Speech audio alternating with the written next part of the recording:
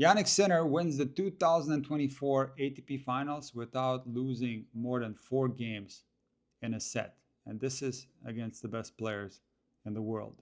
It is the most dominant performance in ATP Finals history. To me, the discrepancy between Sinner in 2023, where he reached the finals at the same tournament and lost to Djokovic 6-3, 6-3. If you compare the Sinner from that tournament to the Sinner this year, there's a stark discrepancy. Sinner has improved his game tremendously. However, I think the shift started a week after that loss to Djokovic at the ATP Finals in 2023. The Sinner that we're seeing today got on a roll in Davis Cup. Something clicked in that tournament. He seemed to have found another gear. He started hitting the ball harder than I've ever seen him before. And since that Davis Cup title, Sinner has only added to his game. He has more feel than before. He's moving better than before. He's gotten stronger. He's serving better and better. His volleys have gotten better and his slice backhand has improved. The interesting thing is that he might be the hardest ball striker that we've ever seen who at the same time plays high percentage tennis. And that's an insane combination that can lead to tournaments like this where he blows everybody off the court. Casper Ruud was asked about Sinner after his semifinal loss, and he compared the ball speed between Djokovic and Sinner. And Casper said that while Novak is the GOAT, Jannik hits the ball harder. And Casper also said that people might not perceive how fast the ball actually is watching on TV. And it's very much true that the TV takes a lot of the speed out. But in Sinner's case, he hits it so hard, I actually don't think the TV takes the speed out. It looks unbelievably fast on TV. I actually had some of my students who were in the stands, and they did say it looks a lot faster when you're watching live. So I can only imagine what it feels like to play Jannik Sinner on the court. It must be suffocating. Taylor played a phenomenal match. I don't think that he could have played much better. He played a much better match than he did in the final of the US Open against Sinner. He also played better in the final than he did in a round robin against Sinner. He was serving well. But see, Fritz would have to completely transform his game style and abandon his game style that's going to work against most players and do something so out of the ordinary to beat a Sinner who's playing at his best. Don't get me wrong, Fritz very much would have a chance against the old Sinner that has ups and downs in his game and produces mistakes, but there's very little of that happening as of late with Sinner. So the problem with Fritz was that while he was serving well, much better than in the US Open final, for example, Fritz's second serve is a kick serve, and it is a good kick serve. But Jannik Sinner is so strong on the return that he's going to put pressure on some of those kick serves, or he's going to neutralize the ball. And off the ground, Sinner has the advantage against Fritz. Even though Fritz is a great baseline player, Sinner is more powerful and can produce winners at will. Sinner's ability to change direction and hit down the line winners on both wings, but especially the backhand down the line. Sinner also has the ability, because of his quick feet, to run around his backhand and start blasting forehands inside out or inside in for clean winners.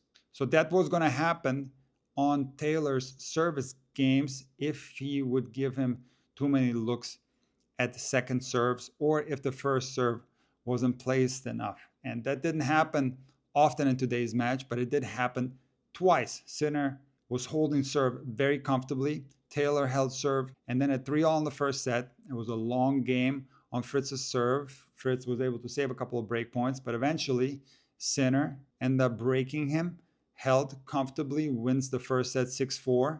In the second set, Fritz loses his serve at 2-all, where at 15:30 he stomps into a volley. See, in the past, Fritz has had a lot of problems at the net. His volley was not a strength, but he has improved his volleys. Especially at this tournament, I've seen Fritz hit some great volleys. But in any case, instead of transitioning through that volley, Fritz kind of stomped into it, lost his balance, and dumped that forehand volley into the net, got broken, and Sinner today was just unbreakable. However, in the first set, when Sinner was serving for this set at 5-4, Fritz did have a break point. And this brings me to the Sinner serve, which has improved tremendously. He's serving more aces.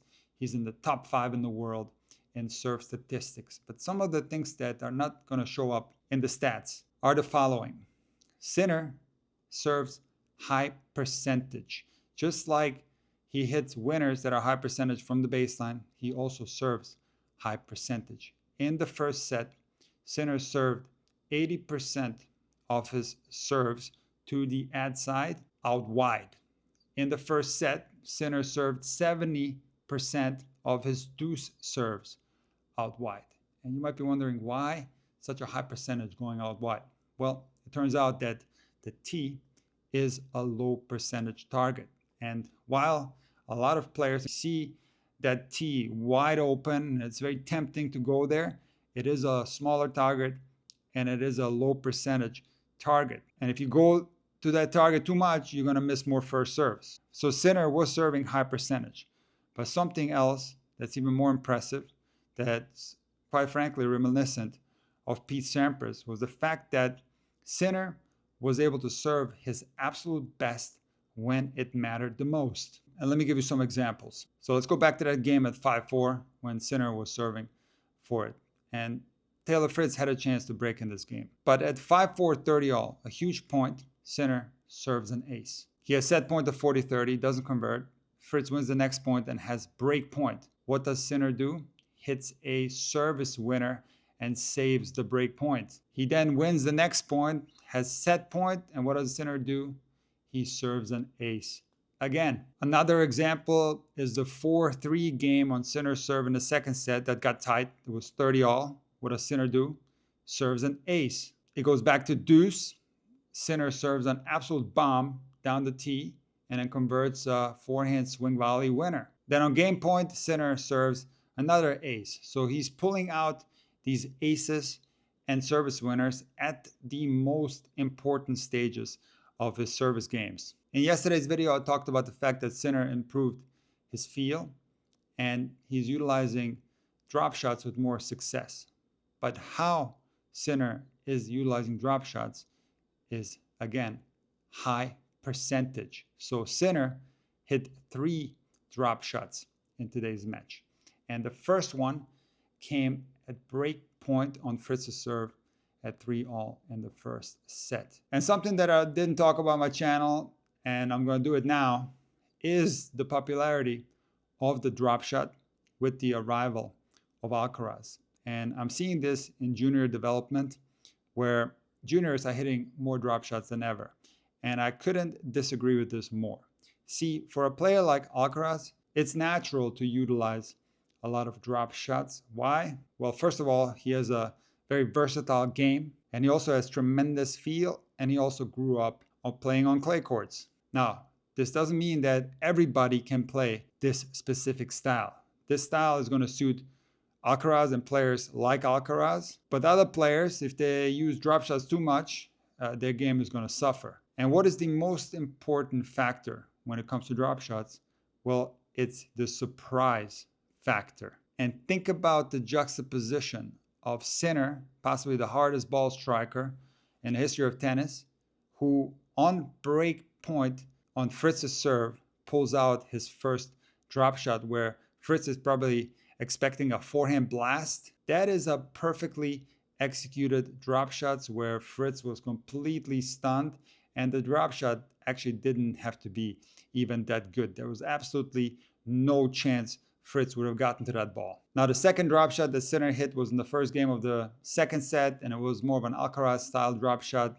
It was somewhat of a poor shot selection, and it came at a somewhat unimportant stage of the match. However, when Sinner was serving for the match at 5-4, 15 all, this is where Sinner hit the third drop shot of the match, and this was the perfect scenario because, again, Fritz was stunned. He didn't expect it, and it was a clean drop shot winner. So to me, the most impressive thing about Sinner is that despite hitting the ball extremely hard, he is a high percentage player. And he displayed this high percentage style beautifully during these ATP finals.